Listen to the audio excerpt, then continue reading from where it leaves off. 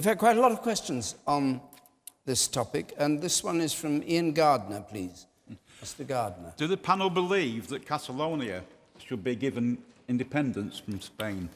And obviously has echoes of the United Kingdom as well hanging over it. Fraser Nelson, do you believe Catalonia should be given independence? Well, it's difficult to tell because they had this sort of referendum which was obviously boycotted by those who don't believe in independence. So you can't really take the figures to prove that they want independence. The polls are inconclusive, really. And I think if you look at those who did vote for independence, they amounted to something like 30% of the electorate in Catalonia. So there is not enough ground to say that they want it to happen. But that said, I think the way the Spanish government have handled it has been absolutely appalling. I mean, if they took the view that, that sending the police in to take away these ballot boxes, and what was that going to do other than increase support for separation? I think if you compare the way that we did our referendum in Britain a few years ago, if my fellow Scots had voted for independence, I think most English people would think, well, it's a shame to see you go, but if that's what you want, then do it. But in Spain, it's very different. You get a lot of popular opinion in Spain is absolutely against any idea of self-determination for the Catalans. Now, I'm a unionist, but I do believe in self-determination, and most Scots want to stay in the Union. I'm very glad they chose that. But I think it's just so important to make sure it's a free choice. And the moment people start to think it's not a free choice, when you start to get kind of the ugly politics that we've started to see in Catalonia recently, and I think it's just a tragedy for Spain, and they've made this problem worse rather than better. Okay. Ian Gardner, what do you think? I think they should be given the opportunity to have a referendum the way Scotland did. Right, and you, sir, what do you think? The man on the gangway there. I think the worrying thing for me is the silence from the media about the events in Barcelona and the way that the people were treated by the police. And the silence in which media? In the Spanish media? Well, in all media, there's very little been said. In fact, on the BBC, they reported it as clashes between protesters or voters and the police. There was no aggression from what I could see, on the side of the people who were going to vote. Okay, and you at the back there, yes. What I think is more concerning as well with the violence in the Catalan is the EU's lack of response or condemnation of it as well. And considering we've got to negotiate with these same people about the exact same subject. What would you like to see the EU do? Well, Spain's a member state of the EU, so you would have thought it would have been in their remit to do something, or at least say something. Angela Rayner? Well, I absolutely agree. I thought, as a European country, to see the sight of the state police battening and using violence against their own citizens was absolutely despicable and didn't do them any favours whatsoever in terms of the divisions on whether there should be a referendum or not.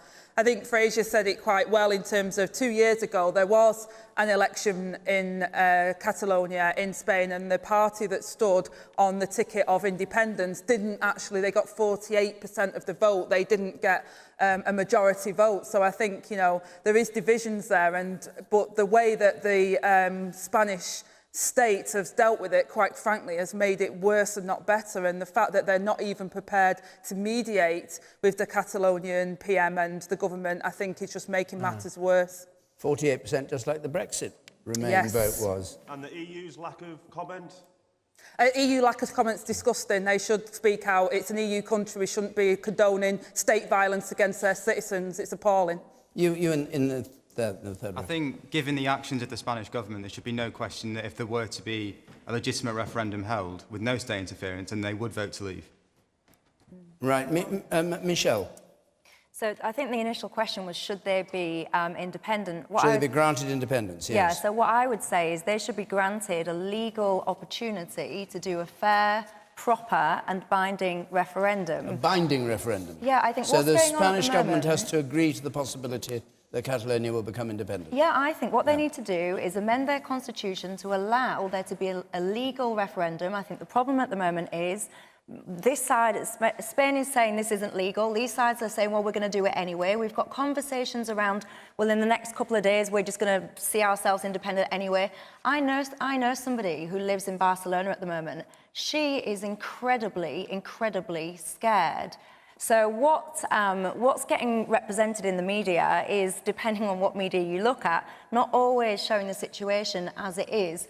You know, somebody that I know, they are against independence, but what they're describing to me is a very strong sense of almost intimidation and bullying to make them say, you know, we're going to support this independence, and it's worrying. But I do believe that everyone should be given the opportunity to have a say in their future. That should be legally respected, and what they decide to do with their country and their future is up to them. All right. Damien Green, do you agree with that? I think I agree with everyone's point about violence. There is something particularly disturbing But about self-determination, as Michelle was saying. about seeing police officers drag ballot boxes out of a referendum. That feels very uncomfortable in a democratic country. But I also feel quite strongly that the thing that hasn't been reflected in this, that it's not for Brits to tell the Spaniards and indeed the Catalonians what to do with their constitution. We would resent it deeply if other countries told us how to do that, or I do condemn violence, or indeed the EU. I'm fascinated that everyone wants the EU to step into a member state.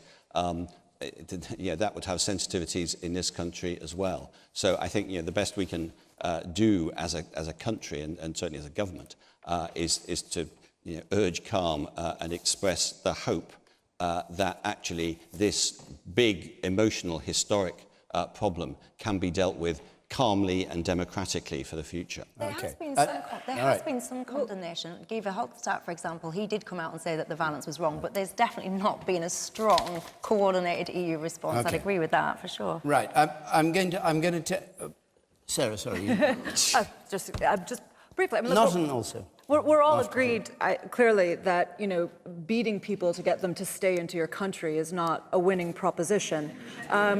And I mean, I actually watched, to the man's point about media, I actually watched a horrifying video of a policeman breaking a young woman's fingers one by one. I mean, there was really sadistic violence happening on the ground there. And there was a young man who responded with a sign that said, "I don't want independence, but I won't stand by while you beat my people." What they're doing is radicalizing people. Yeah. So I can't understand for the life of me why, while taking Damien's point that we don't intervene in their constitutional issues, I can't understand for the life of me why the Spanish government didn't do something in between the two, like say you're in contempt of court and we're going to hold the leaders in contempt of court for holding an illegal referendum, for example. There are all kinds of peaceful ways of dealing with this legally, because they were ordered not to hold the referendum. But you have the debate, have the conversation. Don't start beating people. Okay. Now look, we've only got 4 or 5 minutes left. We've got 4